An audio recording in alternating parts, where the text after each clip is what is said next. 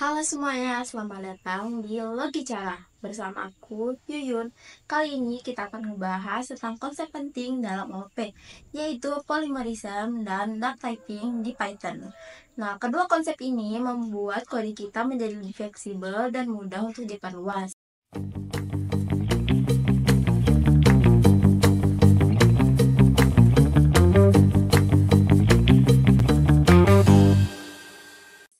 Nah, kalau di video sebelumnya kita udah belajar soal inheritance dan overriding. Sekarang kita akan berfokus pada bagaimana satu interface bisa digunakan oleh berbagai objek yang berbeda. Yuk kita mulai. Nah, apa itu polimorfisme? Jadi, polimorfisme itu artinya banyak bentuk. Jadi, dalam OOP itu berarti kita bisa menggunakan satu metode untuk berfungsi berbagai jenis objek. Jadi, meskipun nama metodenya sama, tiap objek bisa merespon dengan cara yang berbeda-beda. Nah, untuk lebih jelasnya, kalian bisa bayangin tombol start di kendaraan. Nah, di motor kita tekan tombol itu untuk nyalain mesin. Nah, kalau di mobil bisa jadi tombolnya itu untuk menyalakan semua sistem elektronik. Nah, itu kan sama-sama start, tapi cara kerjanya beda tergantung jenis kendaraannya. Itulah polymorphism, teman-teman. Paham kan semuanya? Nah, di sini kita ada contoh. Misalnya kita punya kelas anjing, kucing, dan bebek. Semuanya punya metode suara.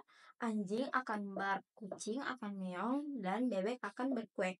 Nah, sekarang kalau kita punya list berisi ketiga objek tersebut, dan kita loop panggil dengan suara, masing-masing akan menampilkan suara khasnya. Gitu.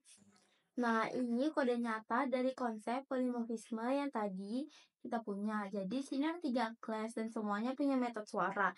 Ketika kita buat list hewan dan melakukan looping, Python akan memanggil metode yang sesuai dengan masing-masing kelas.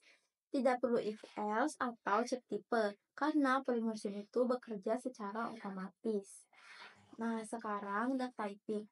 Duck typing adalah filosofi di Python yang berbunyi kalau sesuatu berjalan seperti bebek dan bersuara seperti bebek, maka anggap saja itu bebek. Artinya, kita tidak perlu atau tahu objeknya secara pasti. Yang penting dia punya metode yang kita butuhkan. Nah, misalnya di sini kita punya remote TV universal. Nah, remote ini bisa ngatur berbagai merek selama TV-nya punya tombol power dan volume. Nah, kita bisa pakai remote itu. Nah, kita tidak peduli mereknya apa. Yang penting dia bisa merespon sinyal dari remote-nya, begitu. Nah, contoh praktisnya di sini kita punya fungsi cetak suara hewan. Nah, di sini cetak suara hewan hanya memanggil hewan suara. Kita bisa mengisi parameter ini dengan objek dari kelas apapun, asalkan ada metode suara di dalamnya.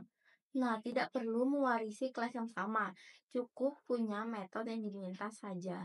Begitu semuanya. Nah, ini contoh duck typing di Python.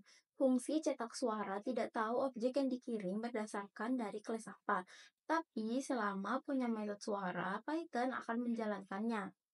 Nah, robot dan manusia, meskipun tidak berhubungan secara pewarisan, bisa digunakan bersama. Karena apa? Karena mereka mempunyai interface yang sama. Nah, kenapa kita harus peduli dengan polimorisme dan duck typing? Karena mereka membuat kode kita lebih modular, lebih mudah diuji, dan mudah bisa digunakan secara ulang. Seperti saat membuat game, sistem pembayaran, atau sistem pesan. Kita cukup pastikan semua objek mengikuti antarmuka tertentu.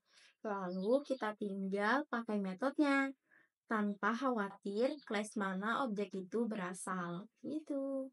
Nah, jadi kali ini kita sudah membahas dua konsep penting, yaitu polimorfisme dan duck typing. Polimorfisme memungkinkan objek berbeda merespon dengan cara yang berbeda, dengan metode yang sama. Kalau duck typing membuat kode di Python lebih fleksibel. Kenapa? Karena yang penting adalah perilaku, bukanlah tipenya, bukan tipe dari objeknya. Sampai jumpa di video Python OOP selanjutnya ya teman-teman. Bye bye.